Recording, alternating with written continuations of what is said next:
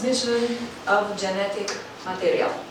Last class we talked about life cycle and about cell cycle. What means life cycle? It starts with birth. Then it's growth. Then it's development. And then maturization. And then reproduction and death. And the cycle continues. Monochromatidic chromosomes. Yes? And these four final cells are the gametes. The gametes with the number of chromosomes reduced by half compared to mother cells. Lecția din cadrul proiectului s-a desfășurat la clasa a 8-a, a fost o lecție de genetică despre importanța unor fenomene care se desfășoară cu regularitate în ciclul de viață al tuturor organismelor. Este vorba despre meioză și fecundație, care asigură perpetuarea speciei, care asigură de asemenea variabilitatea lumii vii, dar am vorbit și despre mitoză, un alt proces care asigură creșterea organismelor și refacerea țesuturilor lezate. Utilizarea limbii străine, în cazul nostru a limbii engleze, a făcut lecția mai interesantă, mai atractivă sau mai dificilă pentru elevii dumneavoastră? Câte un pic și în egală măsură din fiecare. A făcut-o atractivă, copiii sunt foarte receptivi în învățarea limbilor străine. A fost și dificilă întrucât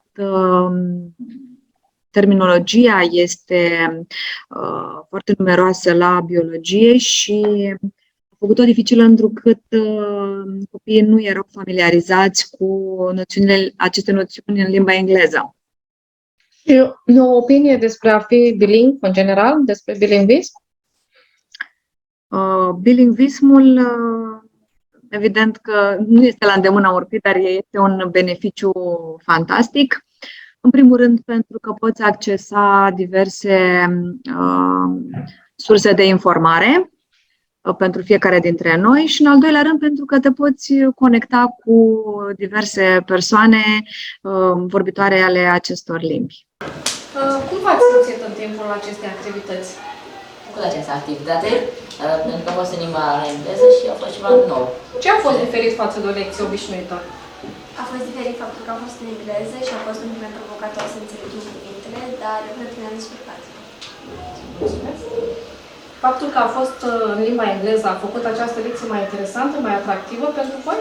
Eu cred că i-a scos din zona de confort, ca și pe mine, și atunci a fost mai provocatoare această lecție. Cel puțin pentru mine a fost foarte provocatoare.